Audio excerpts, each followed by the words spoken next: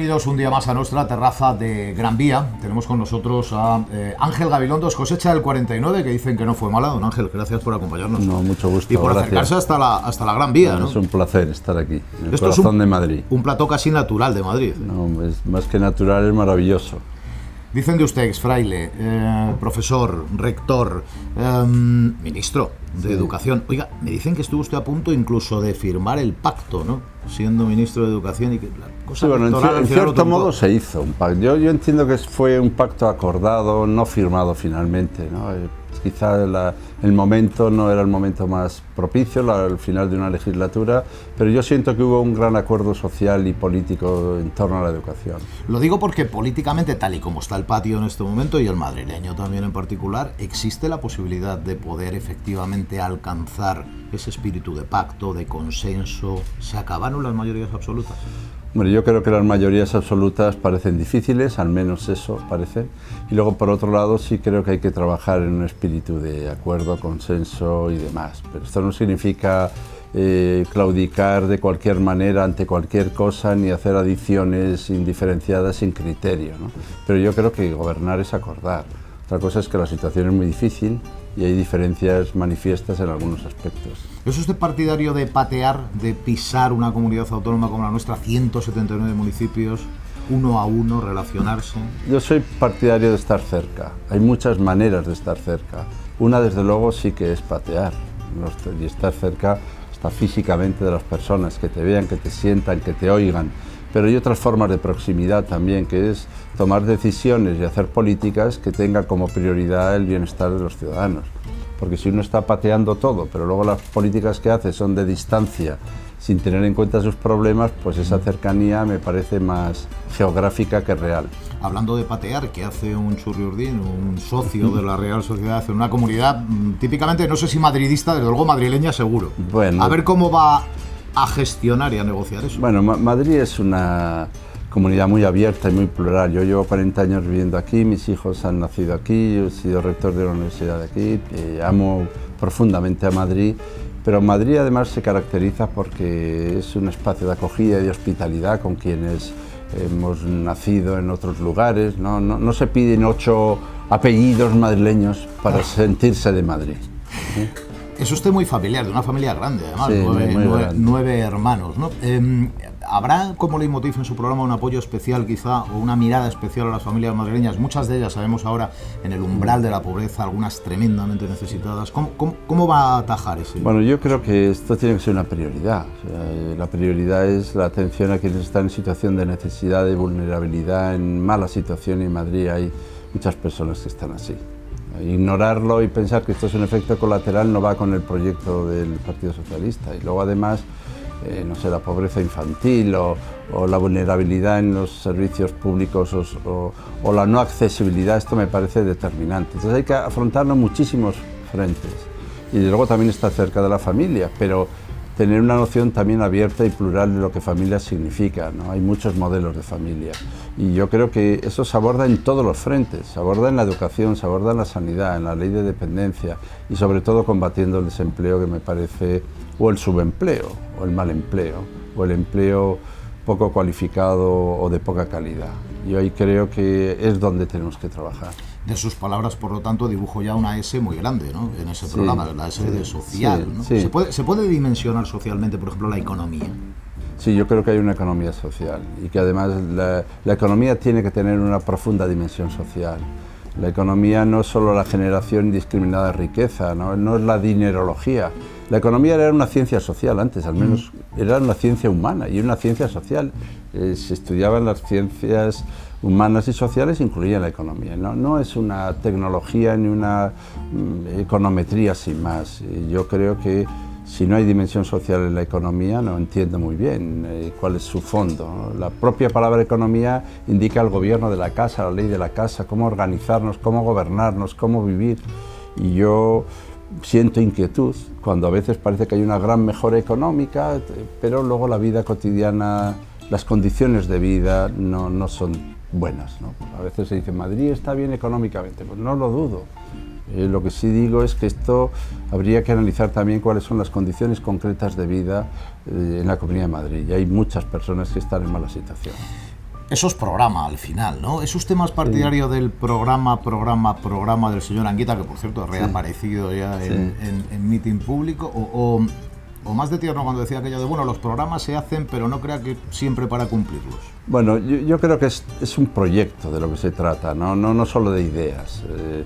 Yo creo mucho en las ideas, pero hacer un proyecto es otra cosa distinta, que es hacer que esas ideas se concretan en propuestas, en compromisos, y además que sean identificables, que sean concretos, solventes, que sean viables.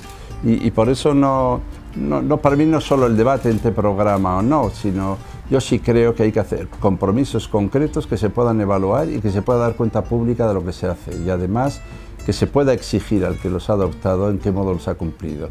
Si los compromisos no son mensurables, yo no le llamo compromisos, le llamo declaraciones. ¿El programa es un contrato entonces, señor Gabilondo? Sí, bueno, no sé si la palabra contrato hasta me parece poco, porque yo creo que compromiso parece que está por encima. Sí, claro, exactamente. Tú en realidad das tu palabra y la das públicamente, ante los ciudadanos. Y a mí esto me parece lo más sagrado que hay. Es decir, que uno es elegido por otros. Esto ya me parece una cosa emocionante y de gran responsabilidad, y además él se compromete ante ellos a cumplir ciertas condiciones y hacer ciertas cosas. Si no es así, yo creo que con toda la legitimidad lo que hay que pedir es que se vaya uno a otra cosa. Dice usted, soy partidario de las ideas. Vamos a bajar, no obstante, de las musas al teatro, ¿no? De las ideas que acaban siendo proyectos, no solo ideas abstractas, sino ideas que se conviertan en proyectos. Si una idea no es proyecto, me parece menos fecunda en este momento. Y proyectos que se convierten en realizables. Dígame una cosa, educación, sanidad... Sí.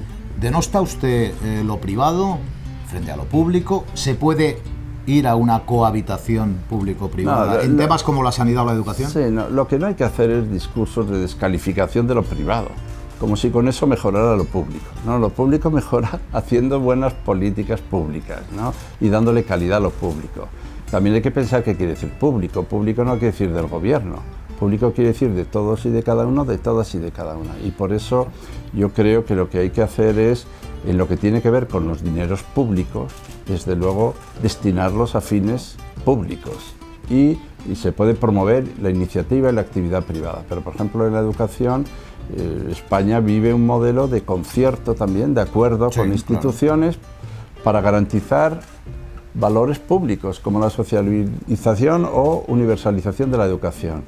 Por eso se concertó. Se habla mucho ahora, de la nueva concertada.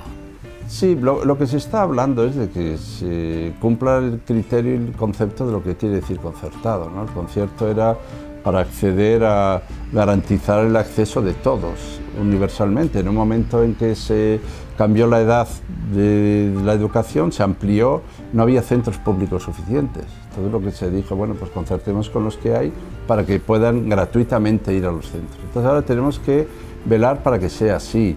Yo no veo bien, por ejemplo, que se ceda un terreno público para construir un centro concertado. Veo bien que se concerte si hace falta. Y luego también con unas condiciones, que son las condiciones del concepto de educación que uno defiende, que sea inclusiva, que respete la diversidad, la diferencia y que verdaderamente sea gratuita. Me dijeron, va a ser muy difícil, los que le conocen, que arranques un titular de He dicho varios. Pero alguno tenemos encima. Lo que no voy a hacer es insultar, eso no. No, pero fíjese, me dicen que lo que tiene usted previsto es anunciar en breve su número 2, que es una mujer además muy preparada. ¿Esto lo tiene ya en la cabeza y decidido? No, yo tengo mucha costumbre de dudar lo suficiente. La gente que no duda me parece inquietante, pero la gente que solo duda también me parece inquietante. O sea que la resolución se toma con mucha determinación y con mucha claridad, pero todavía no estamos en ese momento. Estamos en el momento más bien de barajar nombres, de pensar en nombres. Desde luego será una mujer y no tengo ninguna noticia que dar al respecto.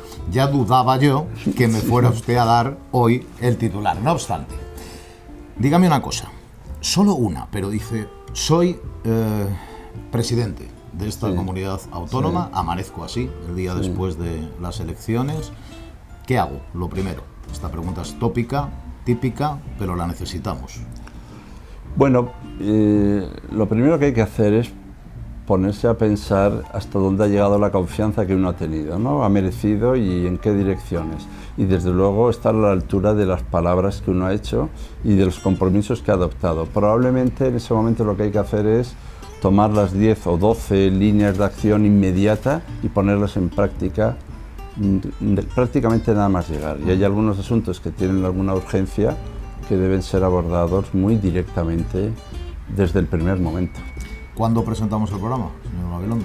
Bueno, yo creo que la presentación, lo que llamamos una presentación, lo lógico sea después de la Semana Santa, ¿no? Porque bueno, más bien para fin de mes nosotros tendremos ultimadas las líneas de actuación y de acción, pero una presentación pública pues no será a lo largo de esa semana, sino en torno al 7 o el 8 es cuando nos parece más razonable hacerlo.